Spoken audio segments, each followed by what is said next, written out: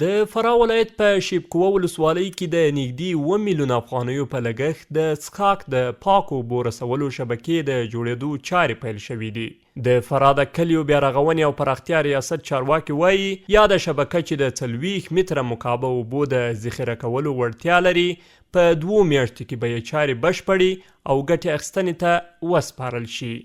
د کلیو د بیارغونې او پراختیا ریاست له لوري د شیبکوه ولسوالۍ د دورجو په کلي کې د 6 میلیون 944 افغانیو په لګښت باندې د اوبو رسولو د یوې ذخیرې کاري چارې پیل شولې چې د دې ذخیرې په جوړېدو سره به انشاءالله د دغه کلي 145 فامیله ته پاکې صحي اوبه برابرې شي او په 2 میاشتې کې به انشاءالله دا تکمیل او ګټې اخیستنې ته وسپارل شي او د دغه کلي د څښاک د اوبو ستونزه به تر ډېره حده ورسره هواره شي. دغه پروژه چې د 40 متره مکعب اوبو د ذخیره کولو وړتیا لري 22 سولري تختې او 5500 متره اوږد پایپ لاین شامل دي.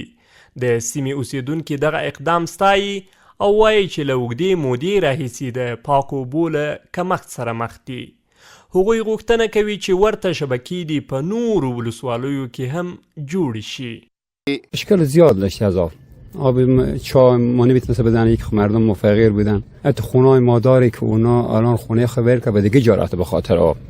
نگاه مشکلات خیلی زیاد داشت. مشکلات شکل الحمدلله کال پروژه و ماده ان شاء الله برام بر مشکل حل شه. بله مشکل آب کمابی ما متو که سالا خشکی بود دیگه مشکل زیاد داشته. بعضی مسلمان آب داره و بعضی ها زیاد خونه از ما نداره.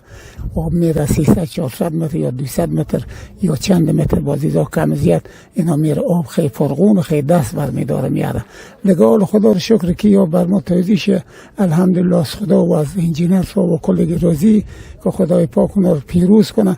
د یادونې وړ ده چې یاده پروژه د کلیو بیارغونې او پراختیا وزارت لخوا د یونیسف په مالي ملاتړ عملي کیږي چې تر بشپړېدو وروسته به یې شاوخوا 1500 کورنۍ له پاکو اوبو برخمنې شي.